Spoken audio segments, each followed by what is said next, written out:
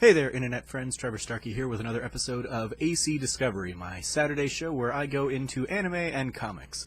Continuing along with my run of Death Note, I have 2 more episodes to talk about today. Up first, we have the episode Doubt, which is a lot of back and forth between Light and L in a very delicious manner.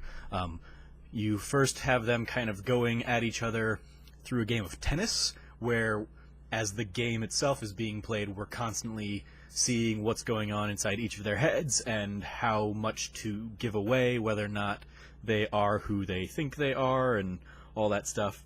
It's a great kind of tete-a-tete for these two sizing each other up, and tennis serves as a great kind of vehicle to do that through, because you have, obviously, the volleys back and forth throughout. And that continues as the two go and sit down at a cafe together and kind of L tests Light with the images that Light has sent L, and the kind of jokes and taunting that he's sent.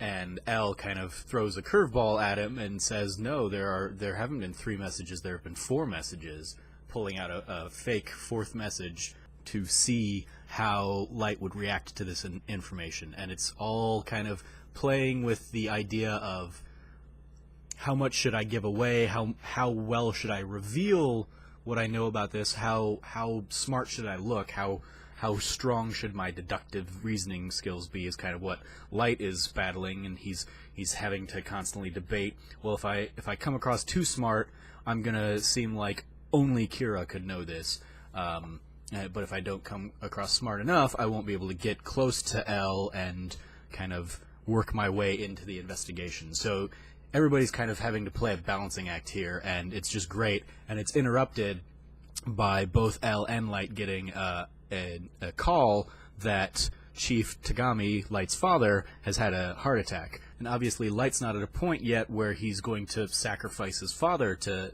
his cause of being Kira and whatnot, and he doesn't need to sacrifice him yet, so this heart attack being brought about just by the stress of the job and whatnot, even goes to work further in L's favor, because L can just cut right to the chase and say, yep, I've been working with your father, so he can verify that I am L, and because Light was trying to identify how he could broach that situation, that conversation, and L once again just kind of comes out and says, yeah, I'm L, I've been working with your father, he can verify that I'm L, and this is the name that I've been using with him. And so once again, L kind of gets a 1 step ahead, and it's fun. It's still fun to see Light kind of off his game a little bit. He's still got to figure out how to proceed around L without giving the game away. Then in the next episode, Assault, we start out with an extended sequence of Kira has sent in a recorded message to the TV stations and says, play my message or I will kill you, to like the TV heads. The message plays, and it tells people to turn the channel at certain times and says, okay, yep, this person's going to be dead when you turn the channel over to him. Sure enough, a couple of newscasters are kind of killed in this broadcast, this show of force and show of power, all while the task force looks on. And one of the members of the task force says, we've got to stop this, leaves, goes to the TV station to try and cut the broadcast off, and dies before he even sets foot in the door, which is the first clue that maybe something's not right here, something's amiss, because Light wouldn't know this guy's name or face just by him hopping out of the car and running in. He sees his face now, but he doesn't know his name. Then we get a really badass moment of Light's father, Director Tagami, basically leaving his hospital room, driving into the studio in a van or an ambulance or something like that, and he basically goes in and says, stop this broadcast, give me all the tapes, I need all this stuff, and it's a great moment for him.